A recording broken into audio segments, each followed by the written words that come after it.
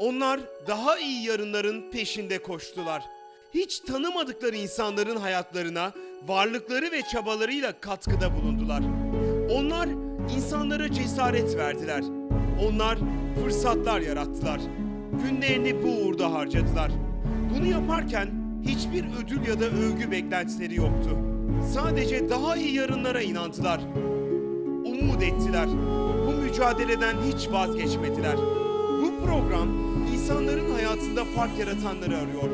Türkiye'nin dört bir yanında iyiliğin peşine düşüyor. Fark yaratanlar başlıyor.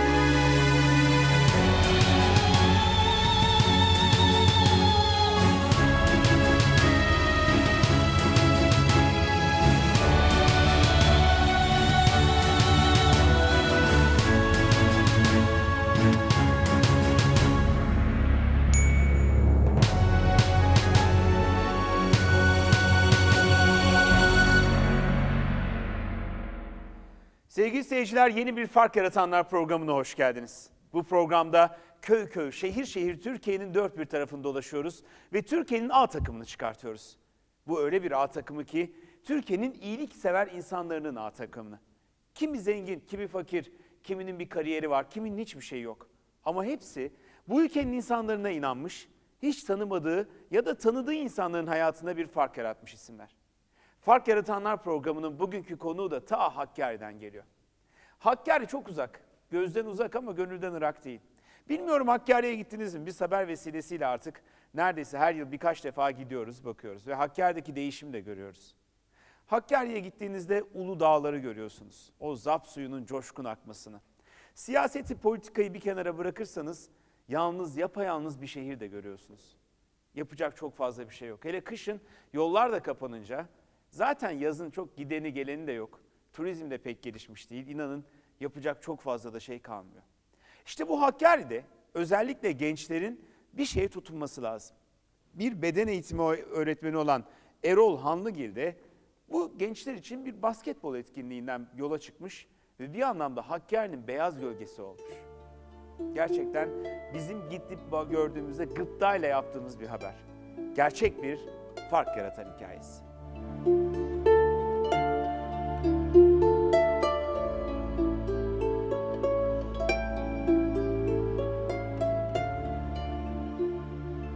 Hakkari'de yapacak bir şey yok diye anlatmaya başladı.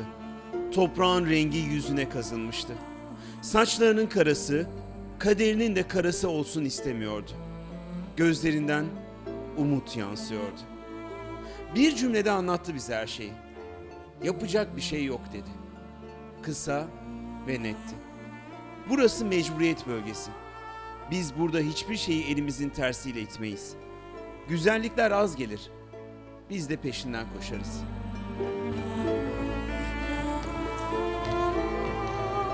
Hakkari'de yapılacak başka bir şey yok. Çünkü mesela sokağa çıktığımızda ya kafeye gideceğiz, ya okey salonlarına gideceğiz ya da işimiz olmayan yerlere takılacağız. İlk baskete geldiğimizde zaten Erol Hoca buradaydı. Bizi sokaktan falan topladı, getirdi. Burada 2-3 kere topu elimize verdikten sonra tabii hoşumuza gitti. Ama biz bir ara verdikten sonra gene Erol Hoca topladı bizi. İnsan bakınca geçmişine ya da arkadaşlarıma bakıyorum ben. Doğal olarak ben de onlar gibi olacaktım. Ya da dışarıda sürekli boş boş gezen, hantallı hiçbir işe yaramayan bir insan olurum. Baskete geldikten sonra en azından yapacağım bir istek var. En azından daha temiz bir iş. Yani arkadaşlarımla gelseydim ya okeylere takılacaktım, mobil kesin, kahvelere gideceğim, sigaraya, bağımlılıklara karışacaktım. Ama en azından buraya geldiğinde onlardan uzak temiz arkadaşlıklar oldu. Ya, imkanlar çok az çünkü bilindiği gibi bir bölgede yaşıyoruz. Hakkari, mesela batıda Hakkari fazla iyi bilinmiyor. Yanlış biliniyor tabii. Biz basketbol oynadığımızda istiyoruz ki mesela toplarımız hazır, potalarımız hazır. İstediğiniz zaman gelip gidebilmemiz, gelip gitmek istiyoruz. Basketi daha rahat bir yerde oynamayı. Yani en azından bir topumuz olsun yeter.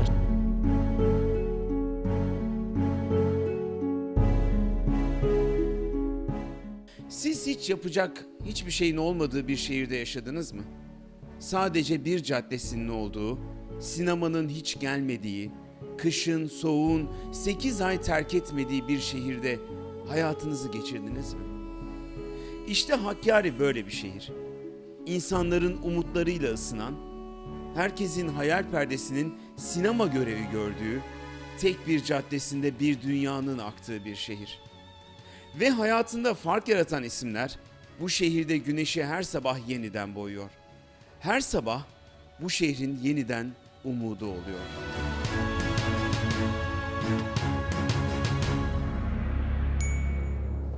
Erol Hanlıgil, o bir edebiyat öğretmeni. Ama Hakkari'deki gençlerin beyaz gölgesi, efsanesi.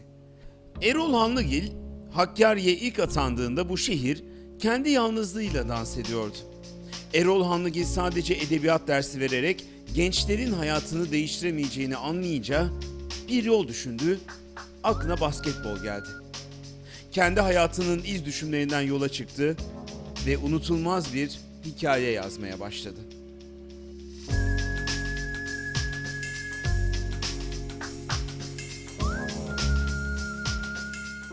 O dönemde TRT1'de yayınlanan Beyaz Gölge isimli bir diziden etkilenerek basketbola başlamaya karar verdim.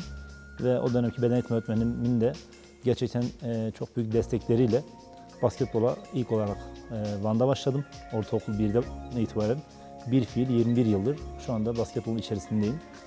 Ama özellikle dediğim gibi o Beyaz Gölge dizisini izleyip her pazar o diziden sonra basketbol sahasına gidip saatlerce o dizinin hazzıyla, etkisiyle basketbola başlayıp bu işin içerisine girdim.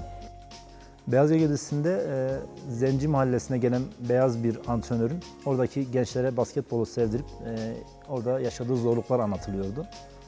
Ama özellikle oradaki koç Rivers'tı sanırım, ismini şimdi hatırladığım kadarıyla. Oradaki çabaları, oradaki gençlere öğretme azmi ve o dönemdeki o basketbol bayağı bir ilgimi çekti. Bulunduğum okulda da basketbol iyi bir branştı. Yani okul takımlarının başarılı olduğu bir branştı. Ben de hem o dizinin etkisiyle hem de beden eğitimi öğretmenimin de desteğiyle basketbolun içine girdim.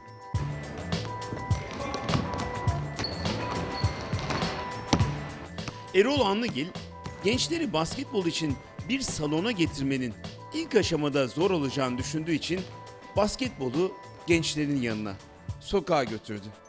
Hakkari'nin ilk sokak basketbolu festivali düzenlendiğinde gençlere başka türlü bir hayatın da mümkün olduğu anlatılmaya çalıştı. Buraya geldiğimde burada her yıl Gençlik Spor'un açmış olduğu yaz spor okulları var. Tabii o zaman antrenörlük yok. Sadece sporcu olarak gelip yaz spor okullarını izlerken baktım ki sayı 20-30. Yani basketbola gelen kişi sayısı 20-30. O dönem futbol çok daha ağırlıklı bir spordu.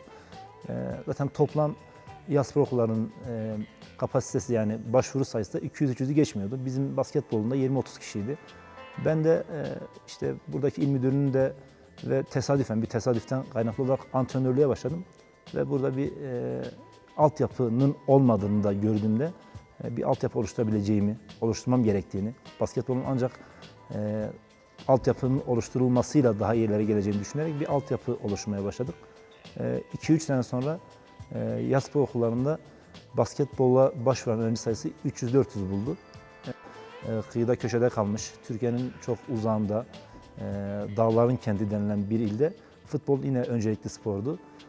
Biz de okullara giderek, okullarda sporcular, antrenörler göndererek orada basketbolun reklamını yapmaya ve böyle bir sporun olduğunu insanlara ve sporculara, öğrencilere tanıtmaya çalıştık arkadaşlarımızla beraber. Peşinden koştuk işin doğrusu sporcular. Yani sporcular batıdaki gibi direkt bu branşı seçmeyip bizim yönlendirmelerimizle bu branşın içine girdiler. Evet, her zaman idman yapıyoruz. 2 top şut çalışması yapıyoruz. Bir grup orada, bu grup orada. Erol Hanlıgil'in çabası aslında kadere meydan okumaktı. İmkanların kısıtlı olduğu, basketbolla ilgili dergilerin bile haftalar sonu geldiği bir şehirde basketbolu sevdirmeye çalıştı. Ve bunu çoğu kez gençlerin ailelerine rağmen başardı. 6 yaşında başladım ben basketbola. Şu anda 23 yaşındayım, yani 6 yaşımdan beridir ben Hakkari'de basketbol oynuyorum. O zamanlar siyah önlükle geliyordum basketbola. İlk spor salonuna geldiğim zaman ben Erol Hanlıgil hocamla tanıştım orada. O günden beridir halen onunla beraber basketbol oynuyorum. O zamanlar öğrencisiydim. Şu anda öğrencisi olarak görmemekte bizi. Hani 6 yaşımdan beridir basketbol oynamamın şeyi şu. Şu anda 6 yaşındaki çocuklara ders veriyorum. Çünkü ben 6 yaşımdan bugüne kadar basketbolu sevdim ve sevmeye de devam ediyorum. Onlara da o şekilde bana nasıl muamele gösterildiyse, basketbol bana nasıl sevdirildiyse ben de şu anda o küçük kardeşlerime basketbolu o şekilde sevdirmeye çalışıyorum.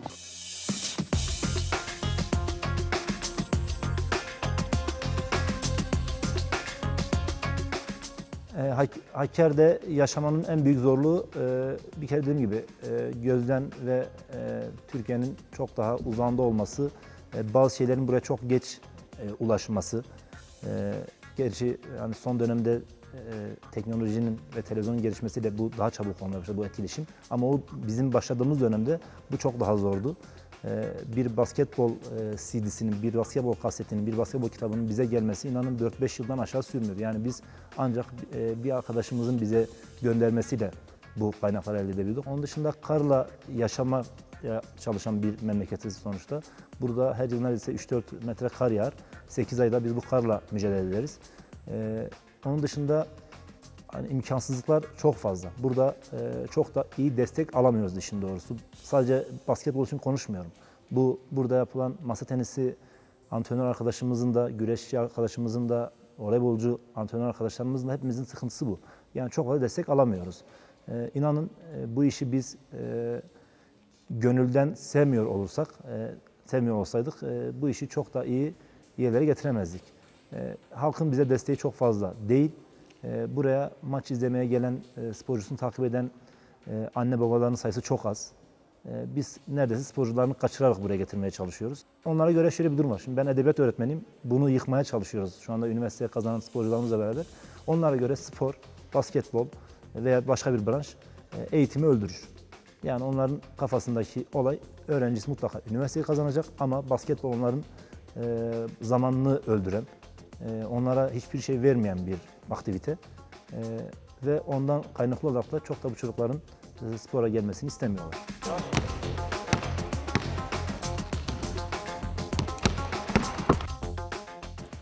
Baskete ilk geldiğimde zaten ailem karşı çıktı. Ailem istemedi baskete gel. Çünkü henüz basketin olduğunu bilmiyorlar.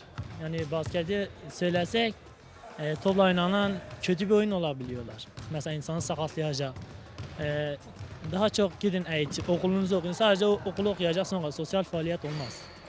Ailemiz ilk başta bir yönde karşı çıktı tabii. Sonra da biz istedikten sonra gizliden geldik. Şimdi gizli gizli mi geliyorsun antrenmanlara? Allah şimdilik öyle. Hani bilecekler artık. Hani biz artık kabullendireceğiz basketi. Çünkü baskette sevgimiz fazla.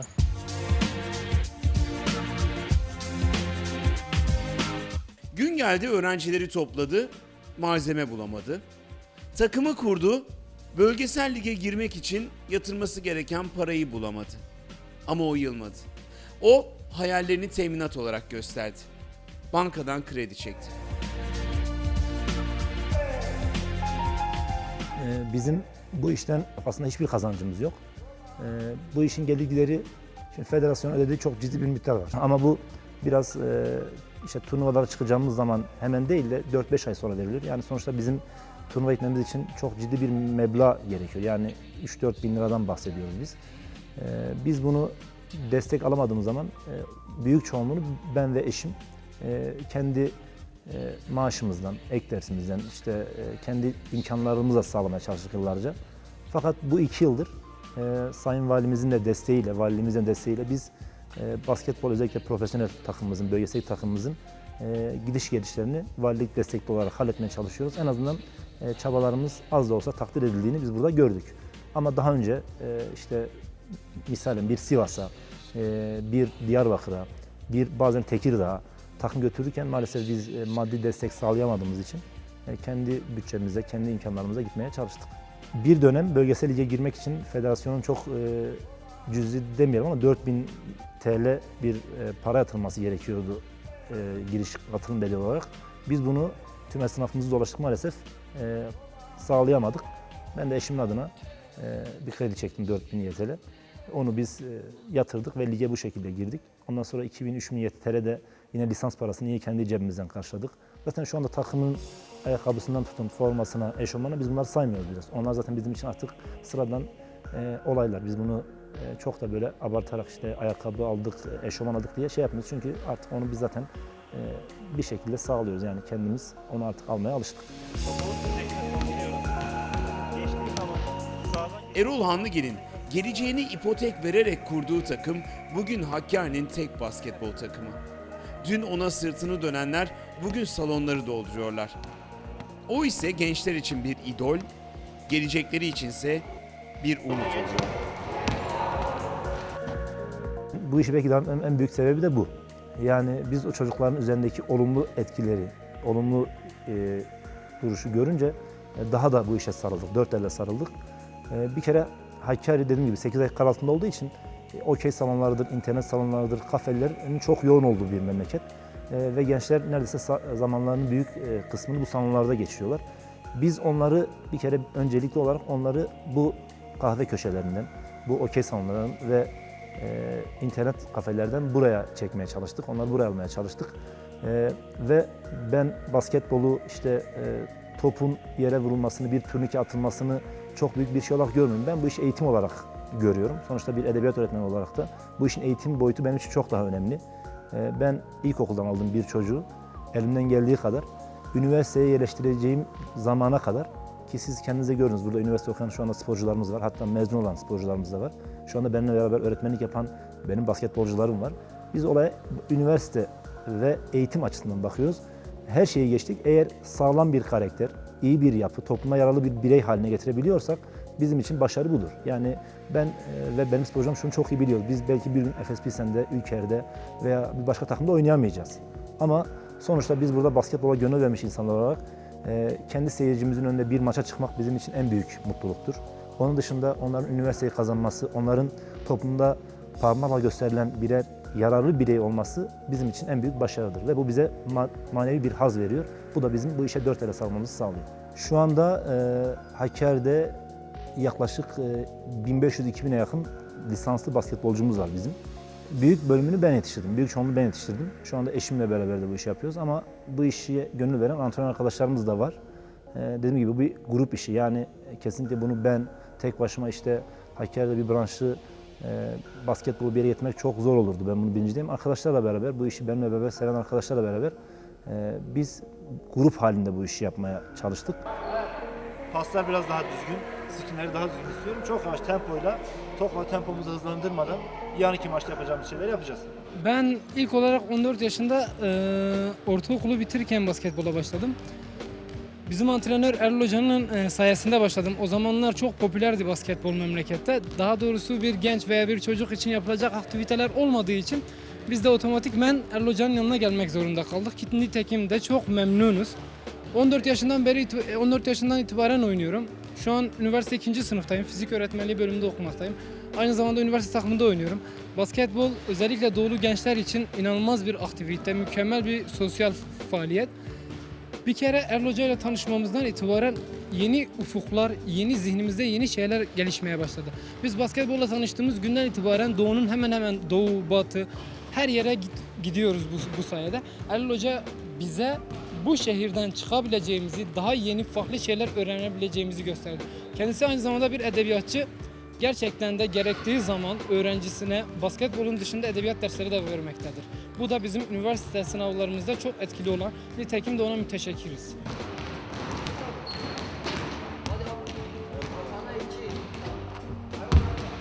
Bizim her maçımıza, federasyon da bunu bilir, her maçımıza hemen hemen 1000 insan gelir. 750 tane koltuk sayımız var, 1000 tane seyircimiz var.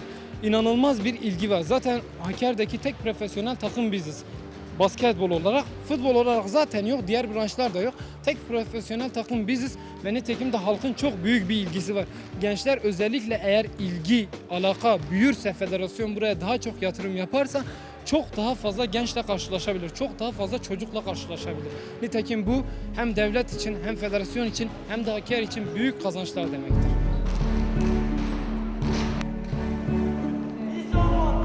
Erol Hanlıgil bir hayalin peşinden gitti. Eski zamanlardan bir dizinin izinde kendi hikayesini yeniden yazdı. Karşısına çıkan engellere karşı hiçbir zaman yılmadı. Bir şehrin basketbola bakışını da o şehrin gençlerinin makus tarihini de sabırla değiştirmeye çalıştı. Hakkari'de başka bir dilin de olabileceğini anlattı. Unutulan bir şehirde unutulmaz bir işe imza attı. Hakkari'li yüzlerce gencin hayatında unutulmayacak kocaman bir fark yarattı. Nasıl? Size Erol Hanlıgil Hakkari'nin beyaz gölgesindeki koç gibi demiştim. Bilmiyorum doğru demiş miyim? Siz ne düşünüyorsunuz? Çok büyük işler başarmanız şart değil. Etrafınızdaki insanların hayatına bir parça katkınız olsun, bu da çok önemli. Fark Yaratanlar programında işte bu insanları buluyoruz, karşınıza çıkartıyoruz. Çok kısa bir aradan sonra eğer siz de fark yaratan olduğunuza inanıyorsanız ya da fark yaratan insanları önermek isterseniz bu programa nasıl katılmanız gerektiğini sizlere bir parça anlatmaya çalışacağım.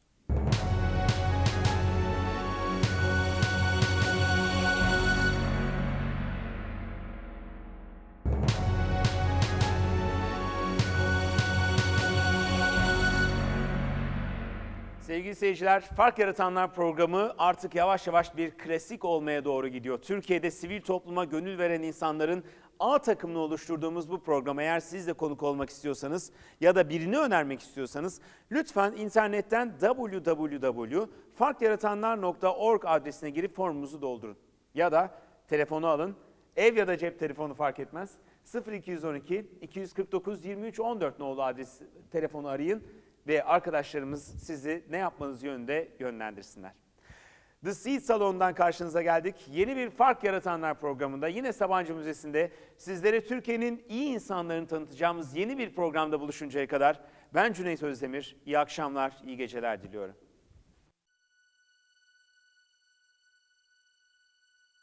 Onlar daha iyi yarınların peşinde koştular. Hiç tanımadıkları insanların hayatlarına varlıkları ve çabalarıyla katkıda bulundular. Onlar insanlara cesaret verdiler. Onlar fırsatlar yarattılar. Günlerini bu uğurda harcadılar. Bunu yaparken hiçbir ödül ya da övgü beklentileri yoktu. Sadece daha iyi yarınlara inandılar.